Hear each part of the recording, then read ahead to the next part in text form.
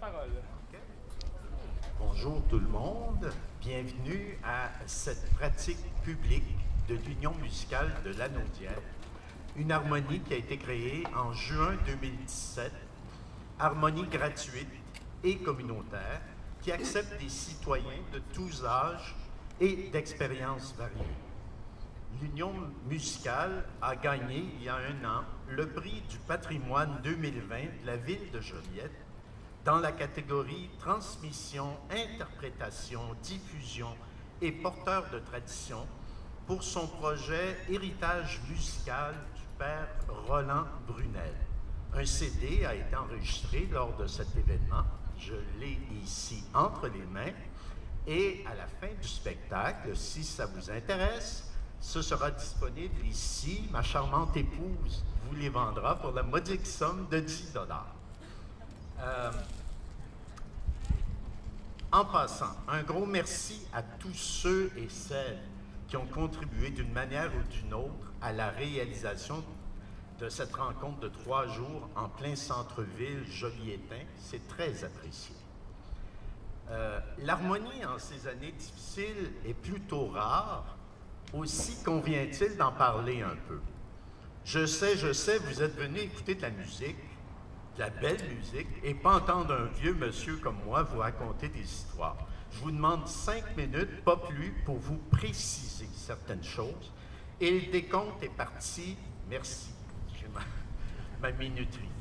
Alors, l'harmonie représente un ensemble musical regroupant des instruments de la famille des bois, des cuivres et des percussions auxquels pourraient se rajouter à l'occasion d'autres instruments particuliers comme piano, clavier, guitare, guitare basse, célesta, harpe et autres, sans oublier la voix, pas l'émission, on s'entend.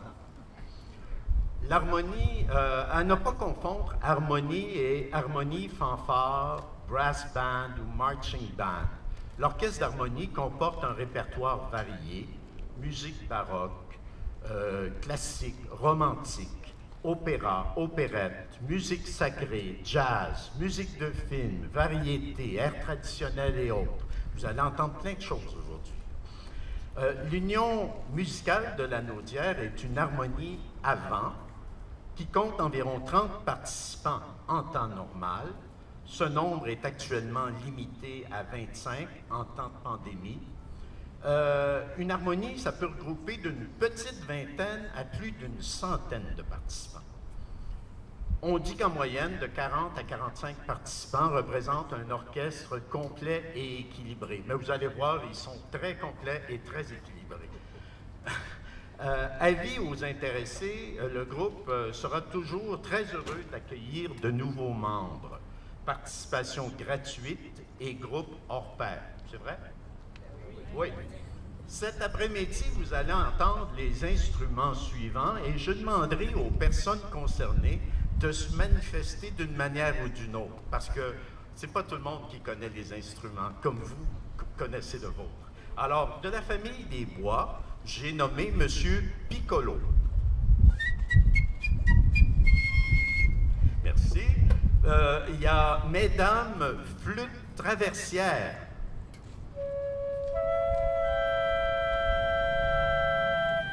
C'est beau, hein? Monsieur Hautbois.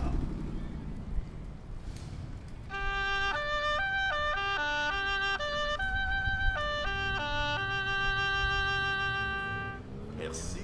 Mesdames Basson.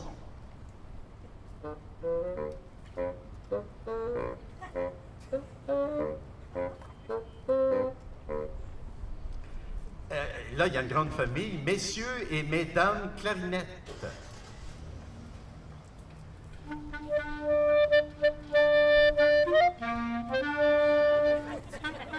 Ah, monsieur clarinette basse.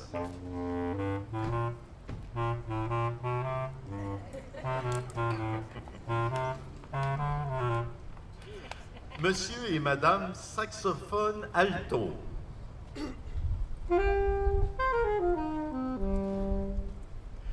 Monsieur et madame saxophone ténor.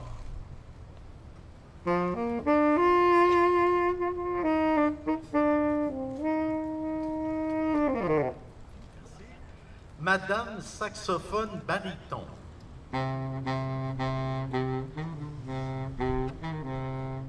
OK, merci. Maintenant, on passe à la famille des cuivres. Il y a Messieurs et Madame trompette. Oh! OK. Ça nous remet... le hockey commence ce soir, hein? Madame Corps. Merci. Mesdames trombone à coulisses. Madame euphonium. L'instrument va arriver bientôt. Oh, il n'est pas arrivé? OK, bon, ben, c'est ça, ça reste dans la famille. Et enfin, la famille des percussions, Madame batterie. Et Monsieur et Madame percussion. Alors, vous auriez pu entendre aussi Monsieur et Madame corps anglais, contrebasson, petite clarinette, cornet, bugle, tuba, timbale, contrebasse, harpe, piano, synthétiseur et autres cousins. Mais je vous lance l'invitation,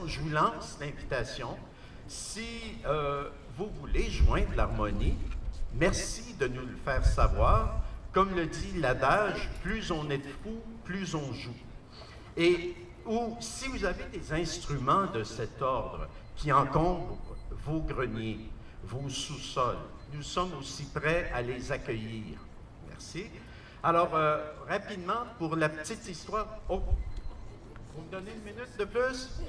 Pour la petite histoire, résumons à quelques coups de pinceau. L'harmonie s'est développée à partir de la Révolution française et tout au long du 19e siècle avec l'essor des instruments à vent qui a favorisé son épanouissement. Il y a eu la consécration de la clarinette dans la deuxième moitié du 18e siècle. Ajoutez à cela les révolutions technologiques d'un certain monsieur Bohm, un Allemand, je pense, qui ont mené à la flûte traversière. Et enfin, il y a eu d'autres instruments qui se sont développés par un certain monsieur Adolphe Sax, si ça vous dit quelque chose. Il y a des harmonies spécialisées en musique militaire, déambulatoires ou de fêtes de rue, les fanfares. D'autres ont développé des concerts en kiosque, à musique ou en salle. Fin 19e, début 20e siècle, beaucoup d'harmonies ont été créées par des groupements d'ouvriers d'usines ou des mines. C'est intéressant, je ne savais pas ça moi non plus. Alors, au passage, et ça, on va tout de suite présenter les premiers morceaux dans une seconde. Au passage, c'est important de préciser, avec des instruments jouant des partitions en clé de sol, de fa ou de do, ça prend une direction solide du chef d'orchestre qui doit posséder de belles capacités de transposition pour intégrer toute cette palette de partitions et de notation des percussions. Je ne sais pas si je parle vrai, là, mais en tout cas, alors bravo, M. Maxime Perrault, et bravo à tout l'orchestre. Alors, merci. On va commencer sans plus tarder le spectacle. Laissez-moi tourner la feuille.